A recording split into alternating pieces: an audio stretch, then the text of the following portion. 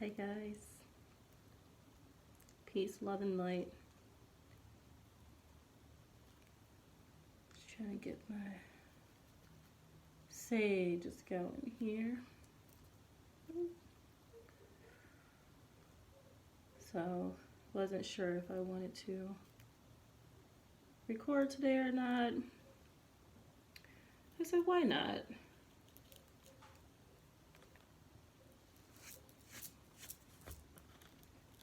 In recording, I get to share messages that I've always wanted to share, and particularly don't have any expectation of any of this, but just hoping that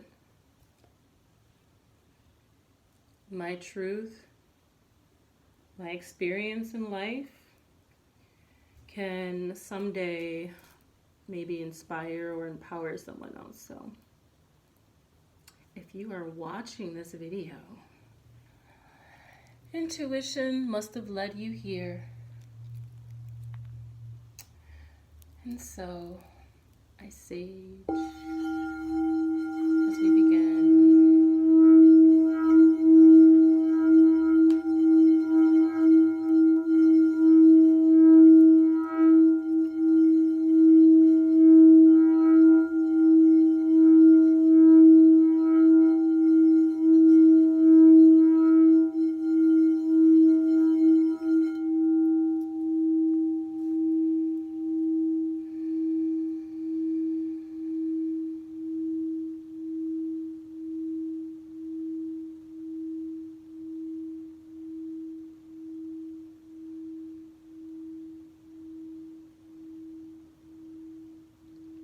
Just for today, I choose love over anger.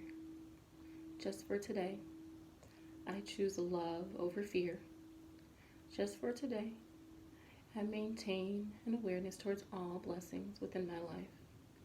Just for today, I offer my service with compassion and diligence.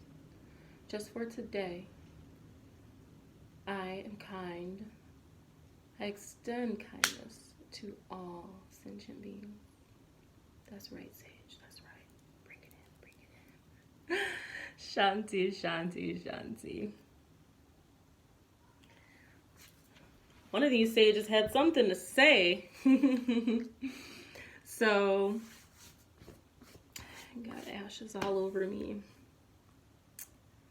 This is day number 3, guys, for anyone who's watching. And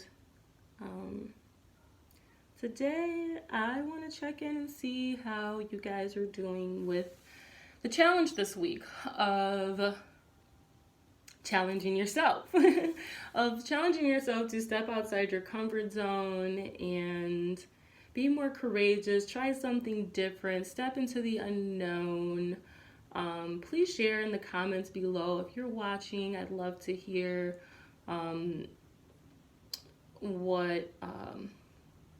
what you tried and how it made you feel.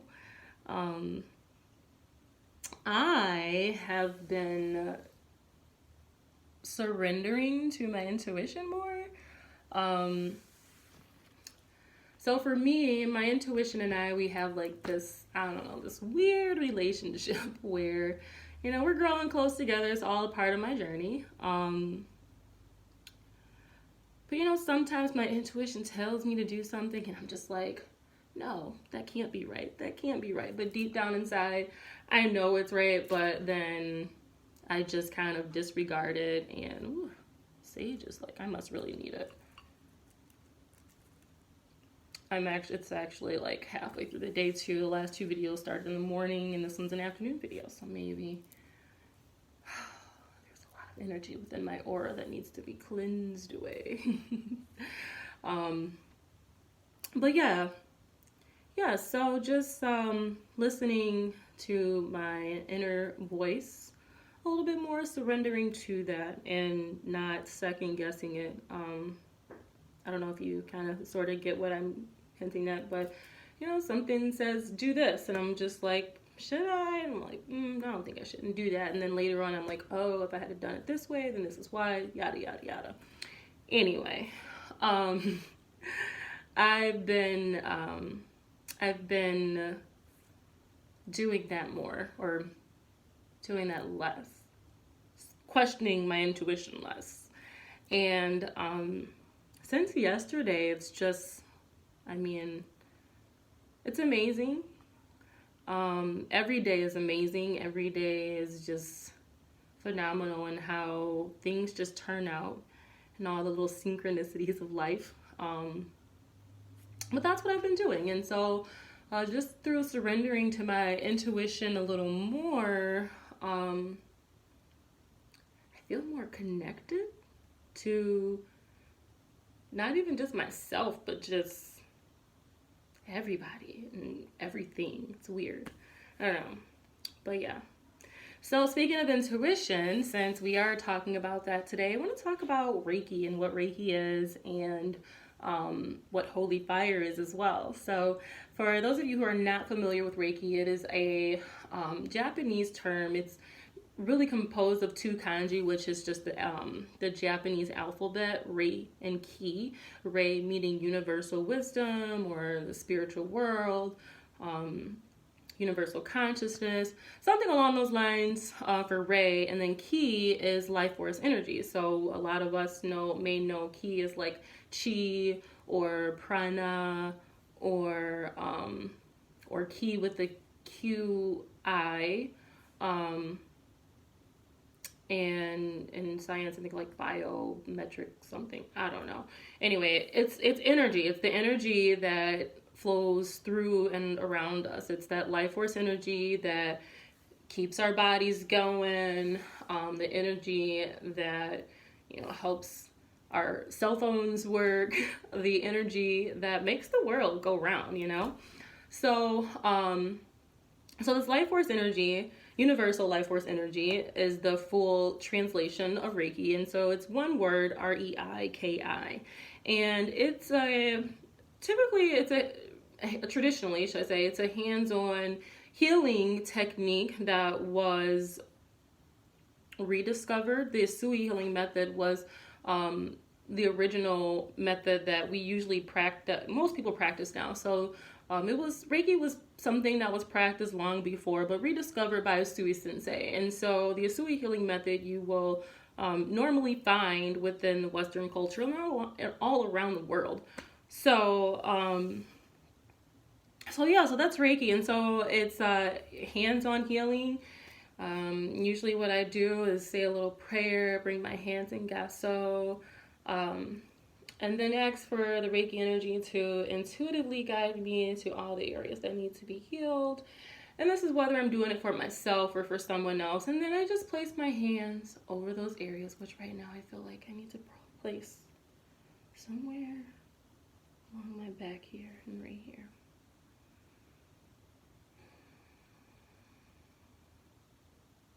And so by laying on hands, asking for the Reiki energy to flow through you and to treat the areas that need to be healed, the energy then flows from the universal energy, life force energy of this world into me to clear out any blockages or disturbances that are going on in the energy pathways in my body.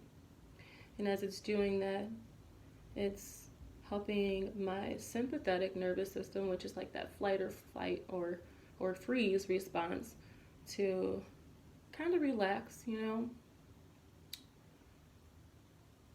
relieving stress. And I feel like right here, this abdomen area, so like the sacral chakra, or maybe even like the root chakra, like lower down, I feel like it really stimulates the parasympathetic nervous system, which is your rest and digest. So allowing things to flow through the intestines and the colon and process anything that my body has consumed so that I can release toxins and absorb the nutrients that I need in a healthy manner.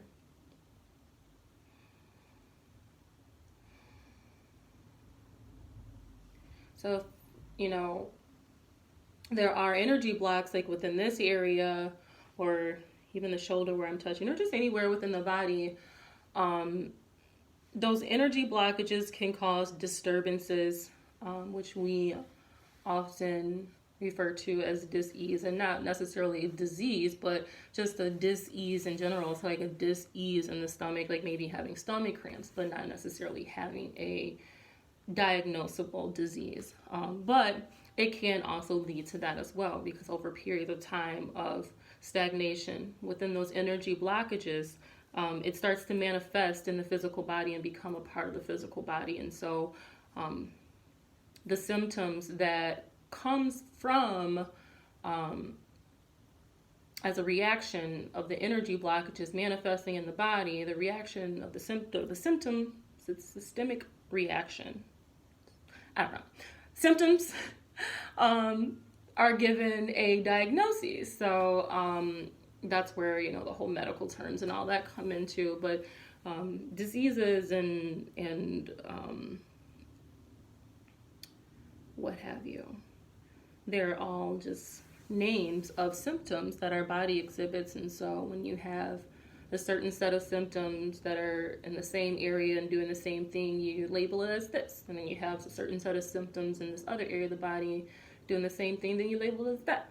And so a lot of diseases in our culture, you know, are unknown until they're given a name, practically, because maybe one person pops up and has something random happening within their body that medical doctors have no experience with, and then over time they see a repeat action of, or repeat result of this type of symptom coming into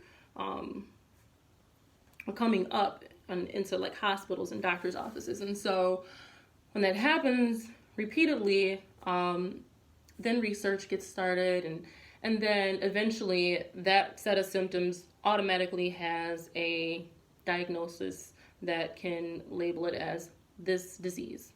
So that's a little bit about diseases. But anyway, Reiki energy, I kind of went off on a whole little tangent there, but Reiki energy is it's a very intuitive energy that works through the body and heals those energy blockages intuitively, because it's the energy that makes our heart beat. It's the energy, again, that makes this world go round. So it's all the energy that is around us and flowing through us. And so it's an intuitive energy. It knows where to flow. And so when you are channeling Reiki energy, the universe sends you that energy to heal and release those energy blockages. So, what's Holy Fire?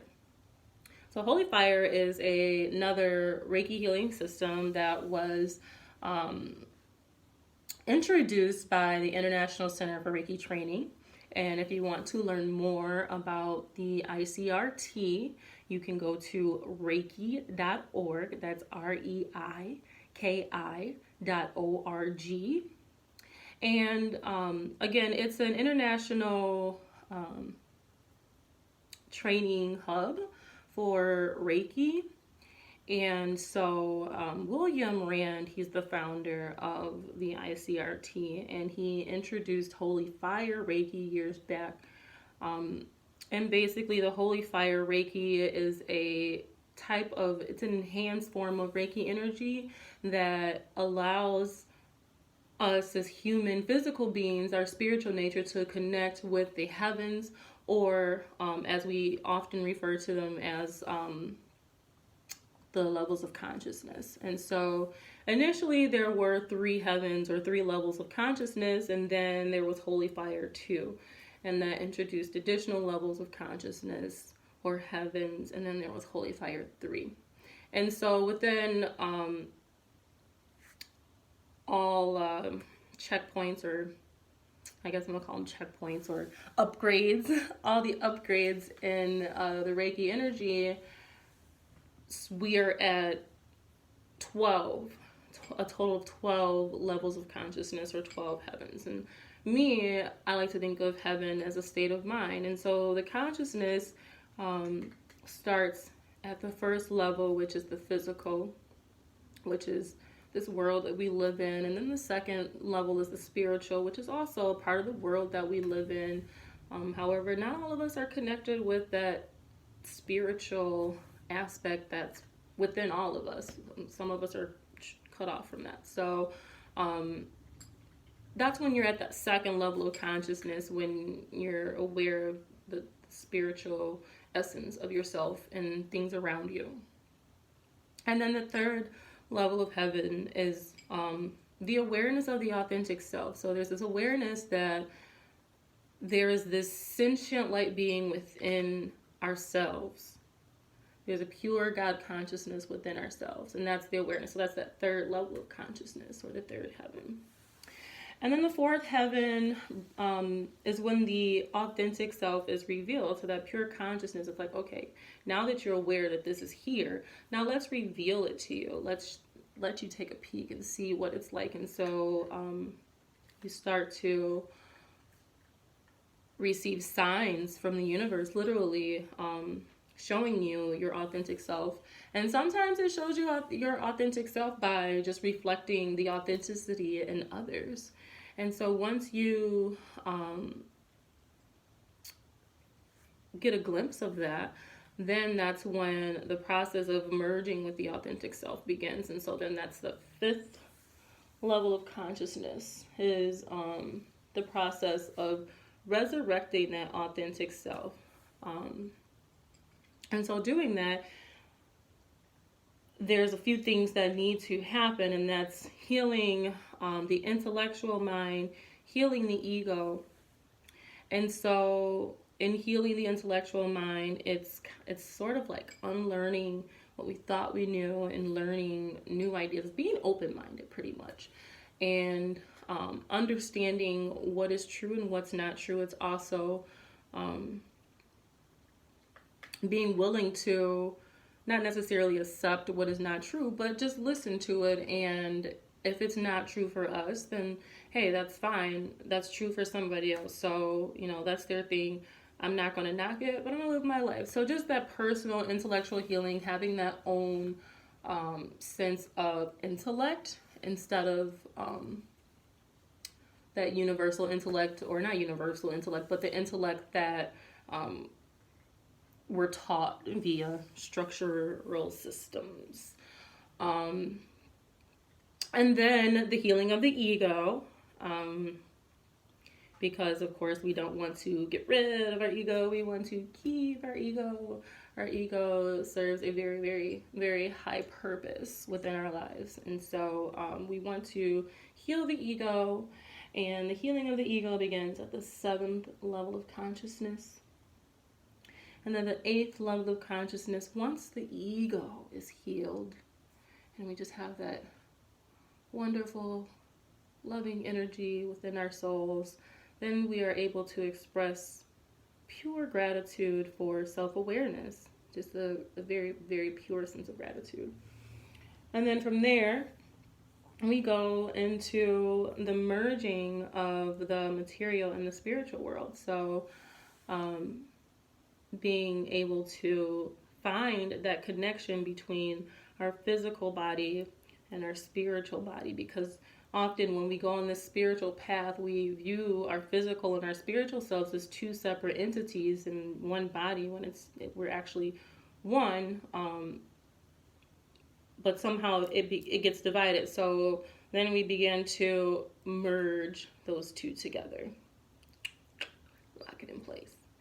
And then once the spiritual and material body has reunited and became one, then they begin to work in harmony and guiding us through our lives. And that's at the 10th level of consciousness. I'm sorry, guys. I think of this process of going through the level of consciousness, but I forget which one is which. So yeah, this is the 10th level. So then once we reach that 10th level of consciousness, we get a clear understanding of our essential skills and abilities. And so all that intellect that we gained, we are more so honed in on what's essential. What do we need?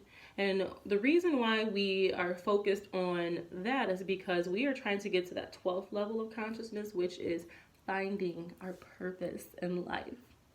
Our purpose. Clear understanding of our purpose here on earth is that 12th level of consciousness. And so Holy Fire Reiki is a Reiki healing system that promotes healing towards that level of consciousness, because I think that once we know our purpose in life, it's so much easier to navigate through life. But a lot of times, we're living life and not understanding the why, wanting to know the why. And, even though we may know our purpose, we still may not know the why. The most important thing is that we know our individual purpose, because we all serve a different purpose here on earth. And when we get disconnected from that, we get disconnected from ourselves and we get lost. And so I know this video is super, super long. It's like 21 minutes now. But there's just, when it comes to Reiki, I have so much to share and so much to talk about.